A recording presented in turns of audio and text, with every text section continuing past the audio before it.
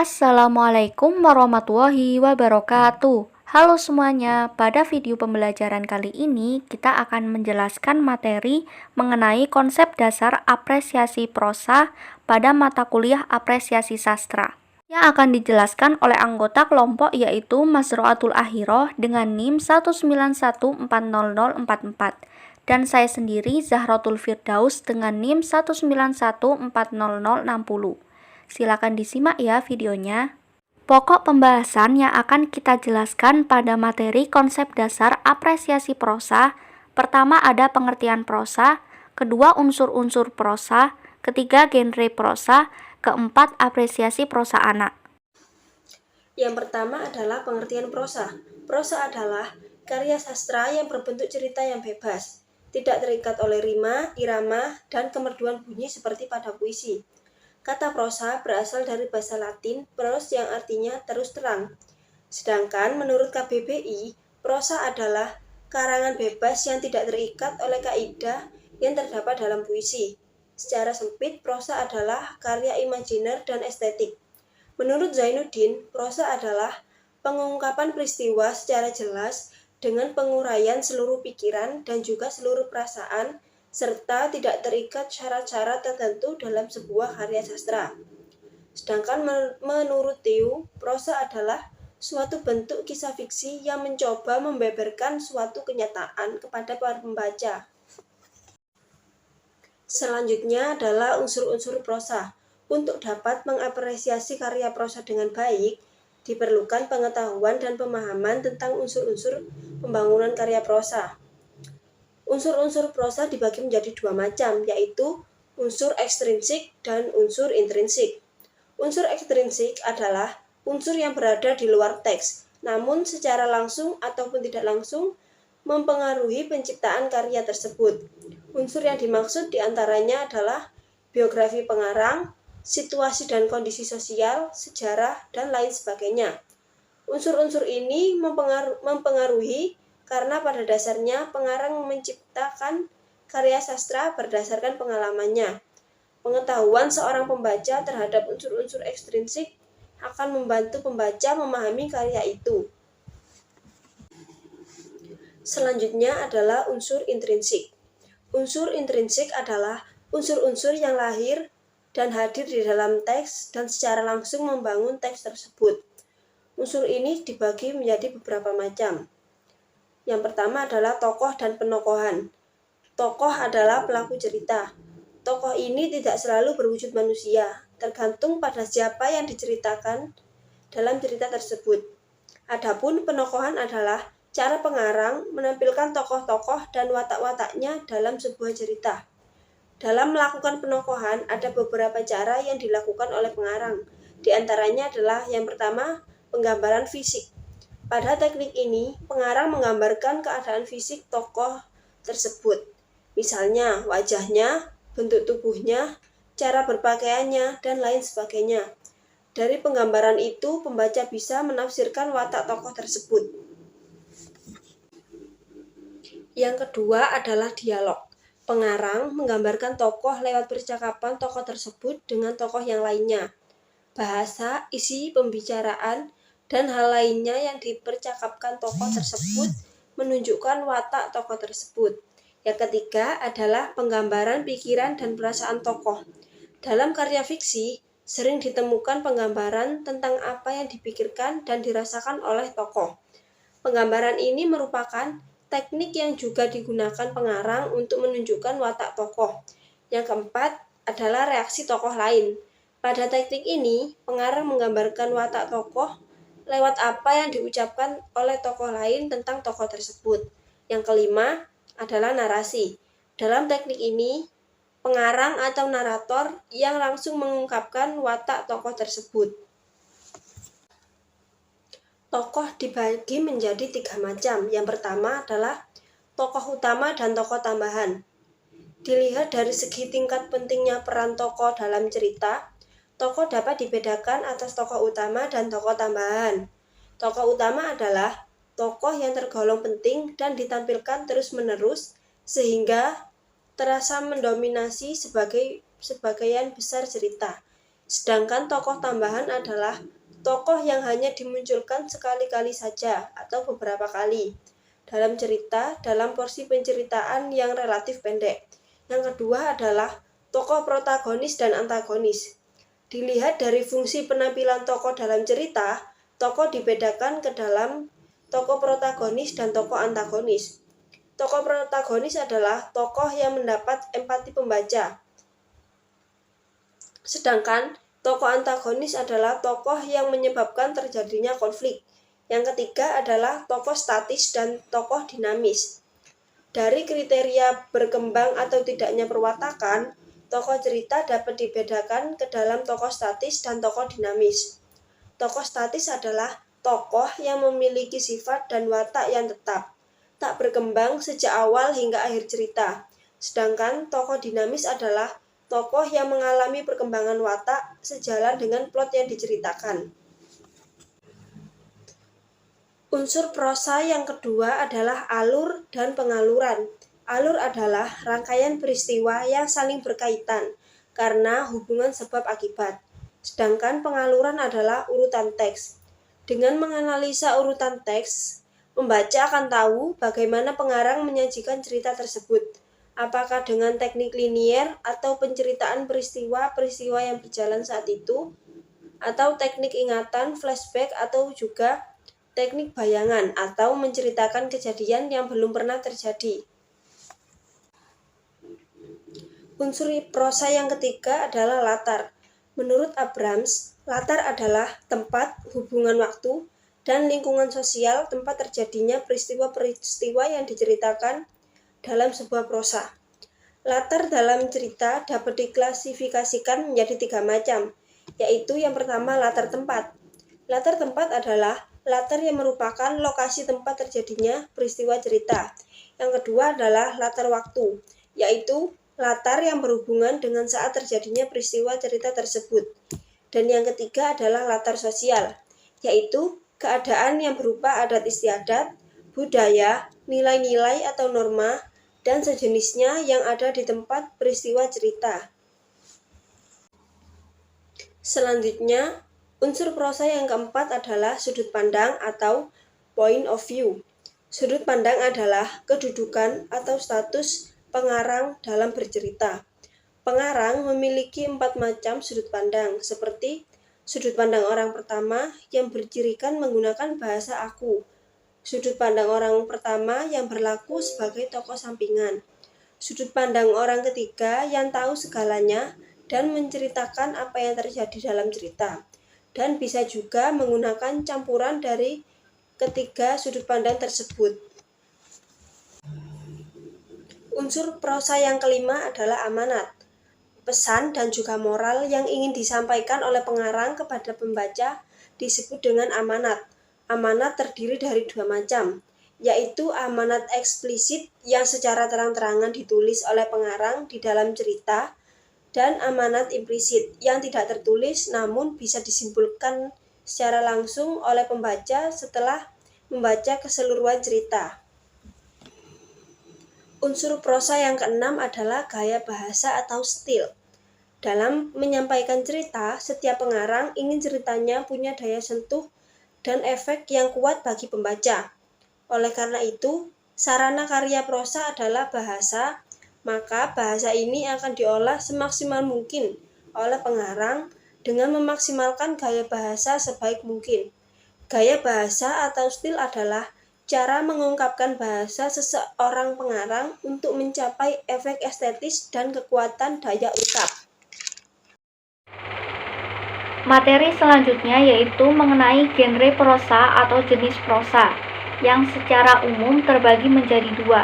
Pertama, ada prosa lama, merupakan karya sastra yang belum mendapat pengaruh dari kebudayaan barat, di mana prosa ini mula-mula muncul dengan bahasa lisan, karena pada saat itu belum mengenal tulisan, yang kemudian prosa lama ini hidup dan berkembang pada masyarakat lama Indonesia, di mana pada prosa lama pembaca akan dibawa pada alam hayal.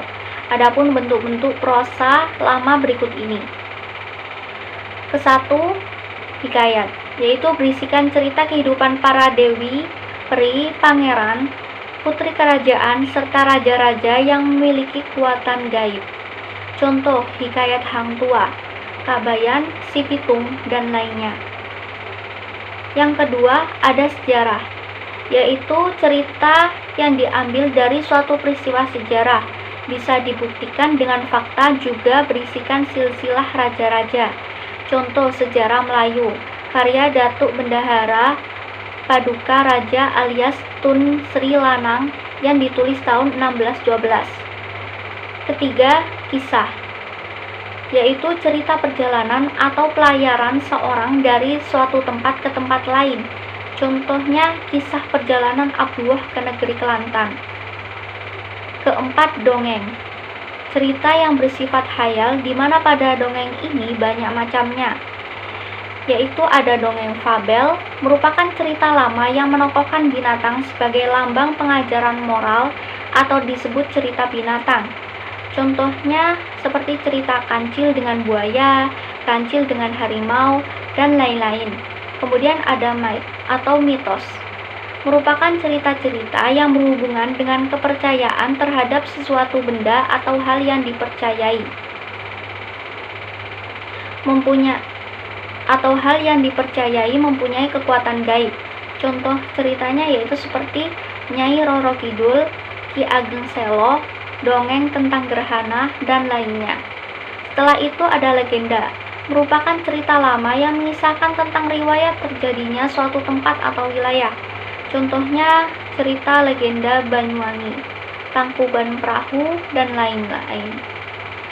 Setelahnya ada sage, merupakan cerita lama yang berhubungan dengan sejarah tentang keberanian, kepahlawanan, kesaktian, dan keajaiban seseorang. Contoh, Calon Arang, Siumanara, dan lain-lain.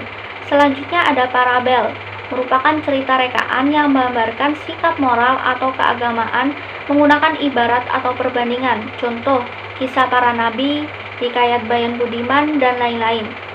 Dan yang terakhir ada dongeng jenaka, merupakan cerita tingkah laku orang bodoh, malas atau cerdik, dan masing-masing dilukiskan secara humor.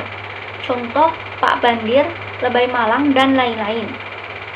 Urutan kelima, pada contoh prosa lama ada cerita berbingkai, yaitu cerita yang di dalamnya terdapat cerita lagi yang dituturkan oleh pelaku-pelakunya. Contoh ceritanya yaitu ada 1001 Malam. Genre yang kedua yaitu ada prosa baru. Prosa baru adalah pancaran masyarakat baru yang telah banyak menerima pengaruh barat. Di dalam prosa baru, pembaca dibawa ke dalam masyarakat yang memberikan lukisan peristiwa-peristiwa yang dapat dihayati dan dialami setiap hari. Prosa baru dapat dibedakan atas roman, novel, novelet, dan cerpen. Pertama, roman, mengisahkan kehidupan pelaku utamanya dengan segala suka dukanya, mulai dari masa kanak-kanak sampai dewasa atau bahkan sampai meninggal dunia. Berdasarkan kandungan isinya, roman terbagi ada roman tendensi yang di dalamnya terdapat pandangan hidup yang dapat dipetik oleh pembaca untuk kebaikan. Contoh, Layar Terkembang oleh Sultan Takdir Ali Syahbana, Salah Asuhan oleh Abdul Muiz. Kemudian ada roman sosial yang menggambarkan tentang keadaan masyarakat. Biasanya dilukiskan tentang keburukan-keburukan masyarakat yang bersangkutan. Contoh, Sengsara Membawa Nikmat, ditulis oleh S.T. Sati. Contoh lain ada Neraka Dunia, ditulis oleh Adi Negoro. Setelah itu ada roman sejarah, yang isinya ditulis berdasarkan fakta historis, peristiwa-peristiwa sejarah, atau kehidupan seorang tokoh dalam sejarah. Contoh ceritanya seperti Hulu Balang Raja, oleh Nur S.T. Iskandar. Contoh lain ada Tambera oleh Utui Tatang Sontani, dan lainnya. Setelahnya ada roman psikologis, yang lebih menekankan gambaran kejiwaan yang mendasari segala tindak dan perilaku tokoh utamanya. Contoh judulnya Ateis, oleh Ashid Kartamiharja. Contoh lain ada Kata Hendak Menjadi Lembu, oleh Nur S.T. Iskandar, dan lainnya. Selanjutnya yang terakhir ada roman detektif, yang isinya berkaitan dengan kriminalitas. Biasanya pelaku utama seorang agen polisi yang membongkar berbagai kasus kejahatan. Contoh, Mencari Pencuri Anak Perawan oleh Suman HS. Contoh lain, Percobaan Setia oleh Suman HS dan lainnya. Kedua adalah novel, merupakan bentuk prosa baru yang melukiskan sebagian kehidupan pelaku utamanya yang terpenting, paling menarik, dan yang mengandung konflik yang mengakibatkan perubahan nasib pelaku.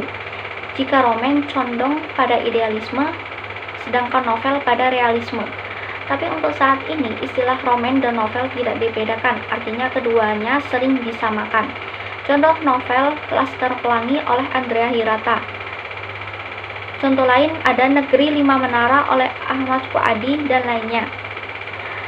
Kemudian ada novelette, berasal dari bahasa Italia, yaitu novella, jamak dari novella, yang berarti dongeng atau sebuah cerita, berita. Novelette memiliki cerita yang lebih panjang dari cerita pendek, tetapi lebih pendek dari novel, yaitu antara 17.500 sampai 40.000 kata. Isi novelette didasarkan pada acara lokal yang lucu, politik atau hal yang sehari-hari, berupa anekdot, legenda, dan kisah-kisah romantis. Pada umumnya, novelette berkaitan dengan pengembangan pribadi dan psikologis, dibandingkan dengan lingkungan sosial yang lebih besar. Contoh novelette seperti Bulan Kuning Sudah Tenggelam, karya Ahmad Tohari. Contoh lain ada Sri Sumarah dan Bau, karya Umar Khayyam dan lainnya. Cerpen merupakan bentuk prosa baru yang menceritakan sebagian kecil dari kehidupan pelakunya yang terpenting dan yang paling menarik. Boleh ada konflik atau pertikaian, akan tetapi hal itu tidak menyebabkan perubahan nasib pelakunya. Contoh, Emak Ingin Naik Haji. Contoh lain ada Air Mata Birun oleh Asma Nadia dan contoh lainnya. Berikut ini adalah ciri-ciri dari prosa lama dan juga prosa baru. Ciri-ciri dari prosa lama: pertama, prosa lama bersifat statis, yaitu sesuai dengan keadaan masyarakat lama yang mengalami perubahan secara lambat. Kedua, istana sentris. Cerita berkisah tentang kerajaan, istana, keluarga raja, yaitu bersifat feodal. Ketiga, hampir seluruhnya berbentuk hikayat dan dongeng. Pembaca dibawa ke alam hayal dan fantasi. Keempat, dipengaruhi oleh kesusastraan Hindu dan Arab. Kelima, cerita sering bersifat anonim. Karena ceritanya sudah lama, jadi nama yang dicantumkan tidak ada, dan ada pun kalau nama dicantumkan itu hanya sebagai penyadur, bukan asli pengarangnya. Kemudian ciri-ciri dari prosa baru: pertama, prosa baru bersifat dinamis, yaitu senantiasa berubah sesuai dengan perkembangan masyarakat.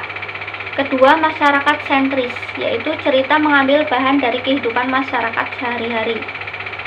Ketiga, bentuknya novel dan cerpen, berjejak di dunia nyata berdasarkan kenyataan dan kebenaran. Keempat, dipengaruhi oleh kesusastraan barat. Kelima, diketahui siapa pengarangnya karena dinyatakan dengan jelas.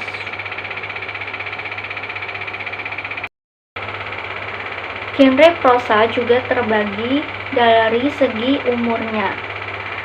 Ada cerita anak dan novel remaja. Cerita anak berarti cerita yang mengisahkan dunia anak-anak, yaitu mulai dari umur 3 tahun sampai bahkan ada yang 13 tahun, 14 tahun.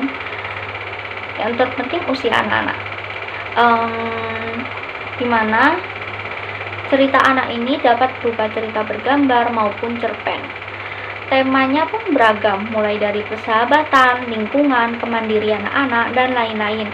Sifatnya juga beragam. Jika dilihat dari sifatnya, cerita anak dalam kajian sastra modern terdiri atas 3. Pertama, ada cerita keajaiban, yakni cerita sihir dan peri yang gaib. Biasanya melibatkan unsur percintaan, unsur petualangan. Contohnya Cinderella, Putri Salju, dan lain-lain. Kedua, ada cerita fantasi, yaitu menggambarkan cerita dunia yang tidak nyata dan menggambarkan suasana yang asing dan peristiwa-peristiwa yang sukar diterima akal. Macam-macamnya adalah fantasi binatang, fantasi mainan dan boneka, fantasi dunia Lilliput, fantasi tentang alam gaib, dan fantasi tipu daya waktu. Ketiga, ada cerita fiksi ilmu pengetahuan, yaitu cerita dengan unsur fantasi yang didasarkan pada hipotesis tentang ramalan yang masuk akal berdasarkan pengetahuan, teori, dan spekulasi ilmiah. Misalnya cerita tentang petualangan di planet lain, makhluk luar angkasa, dan sejenisnya. Kemudian genre lain yaitu ada novel remaja.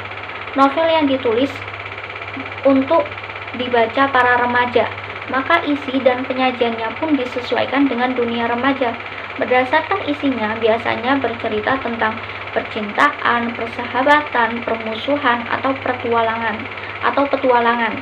Bahasanya adalah bahasa khas remaja yang mengacu pada bahasa gaul atau bahasa khas kota remaja atau bahasa khas remaja kota. Dilihat dari segi ceritanya, ada novel berupa detektif, petualangan, dan juga novel drama.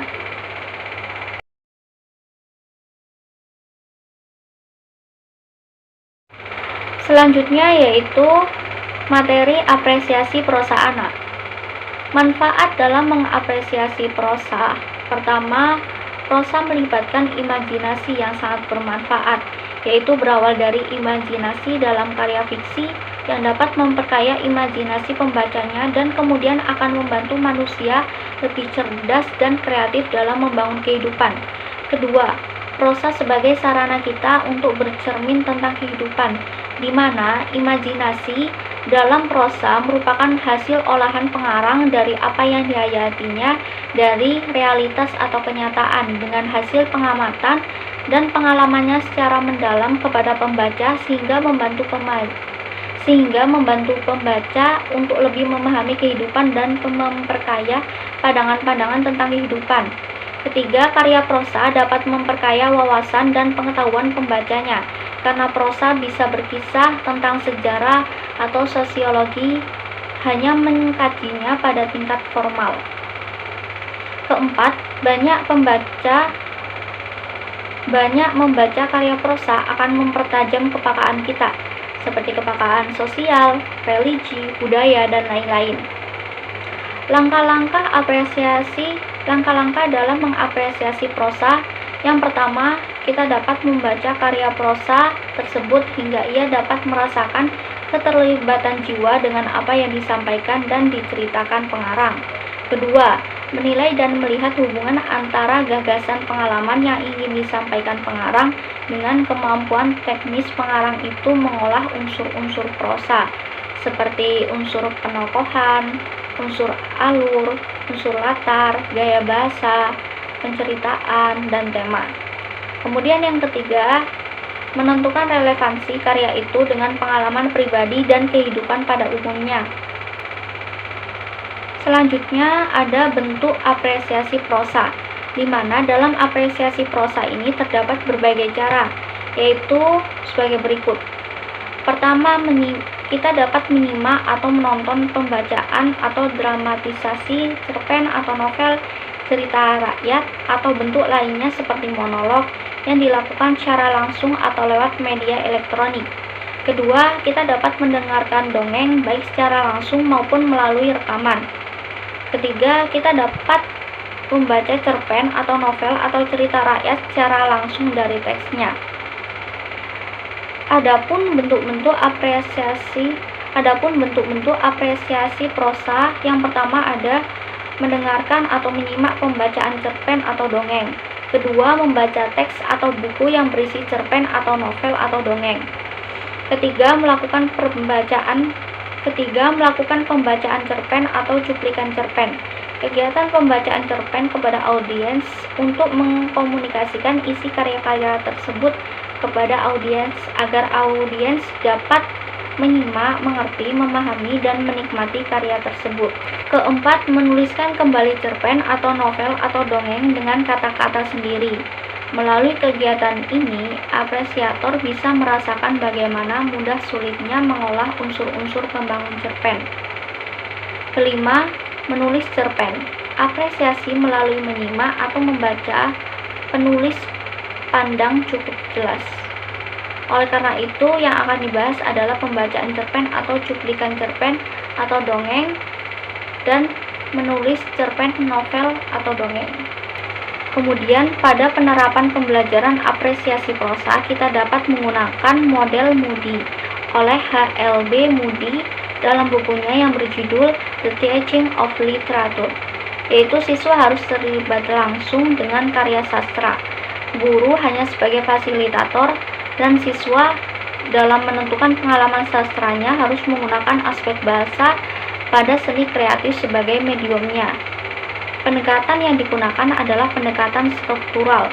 Tahapannya yaitu ada pendahuluan, penentuan sikap praktis, introduksi, penyajian, diskusi, dan pengukuhan. Sementara metode dan tekniknya bisa dikembangkan sendiri oleh pendidik sesuai dengan pembelajarannya. Langkah-langkah pembelajaran apresiasi. Contoh langkah-langkah pembelajaran apresiasi prosa pada kelas 4, yaitu kelas besar. Langkah pertama, guru memberikan apresiasi sedikit. Langkah pertama, guru memberikan persepsi sedikit mengenai materi pembelajaran yang akan diajarkan hari ini mengenai apresiasi prosa anak. Ini merupakan bagian introduksi.